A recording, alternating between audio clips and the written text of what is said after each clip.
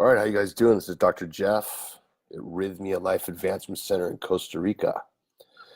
Today I'm going to talk about the complementary disciplines of psychology and shamanism. Now, I've had a really unique opportunity here, since we opened, where I was able to kind of see the guests when they come, they usually have this sort of therapeutic background, or at least they know about therapy. Maybe they worked with a psychologist or a counselor, marriage and family therapist, something like that. And I'll be able to work with all these shaman, right, and all these plant medicine providers.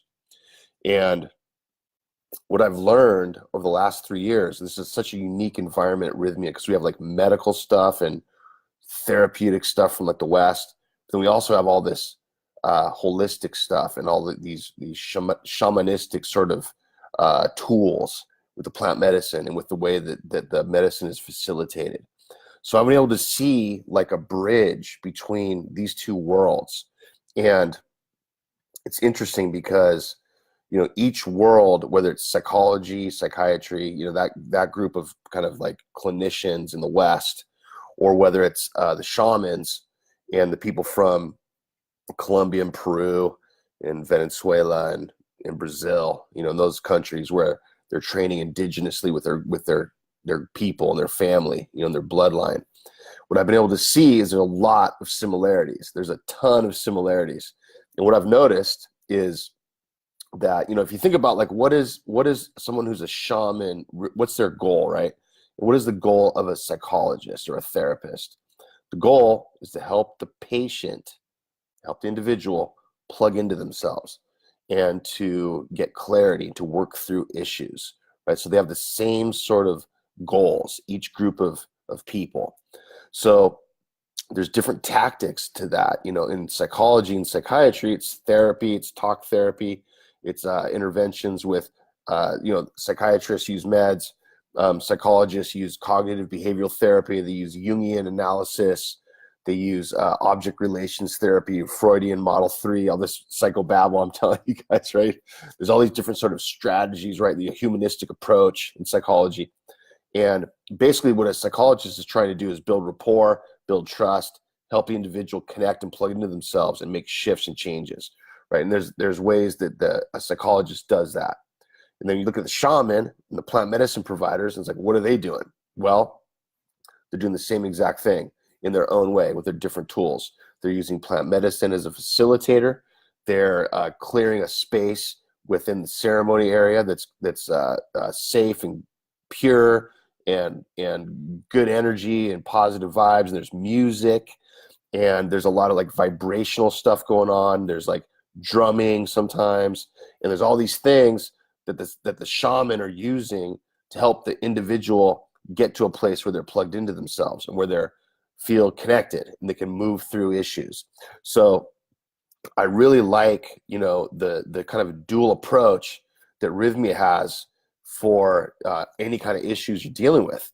So, it's interesting because people have, 30 years of trauma and upset vibes in their life, and they come to Rhythmia and they get it all to surface in a week, and it moves through them. And then but it's not easy work. There's a lot going on. And so that's what's important, to have both types of teams, the shamanic team, excuse me, and the psychological team. It's important to have both teams there, because if you can attack it from two angles, that's really good.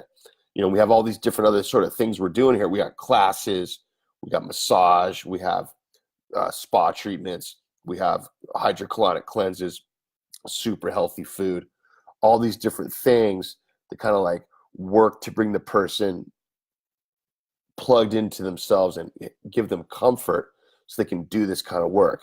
So if you think about, a psychologist who's really good, there's a lot of psychologists that aren't good. There's a lot of shamans that are not good. But let's talk about the ones that are good. When a psychologist is really good, what that psychologist can do is that psychologist can kind of feel the energy of their patient. They can understand because they're feeling what their client is feeling. That's called empathy. It's also called projective identification, just for the record. But they can feel things that their client is going through. And then if a psychologist who's not the patient can feel the emotional state of a patient, then they can understand that person and they can work with that person. And they do what's called a corrective emotional experience, where they can share with the patient what's going on and how they're not alone in it, and how they can kind of like have confidence in it, and they can kind of work through it together with the therapist during a session. Okay, so that's kind of like, in an ideal scenario, what goes on in psychology and psychiatry. Doesn't always happen, but that's like, kind of like what people are shooting for in the professional world. So now let's look at a shaman, right? A shaman is using a tool instead of using a therapeutic like method from theoretical stuff from historical psychologists that they studied. Instead of that, which is, I'm not knocking that, that's what I use, right? But what they use is they have a plant medicine that helps the patient and the person feel grounded and plug into themselves. And then when they're connected, then the shaman can use the tools that the shaman has to help the person get rid of trauma and get rid of all this stuff that's been going on in the past, and can have clarity, understanding, and they can work with the patient in the setting and under the influence of the plant medicine to kind of clear out stuff and move past it, right? And so sometimes, by the way, most of these processes are scary. It can be. When a person's in therapy and they're doing deep work, that's it's uncomfortable, right? Because they're like working through stuff. When somebody's working with plant medicine and working with a shaman, it can be uncomfortable emotionally because they're going through a lot. They're working through it. So both scenarios, are work, and they require a lot.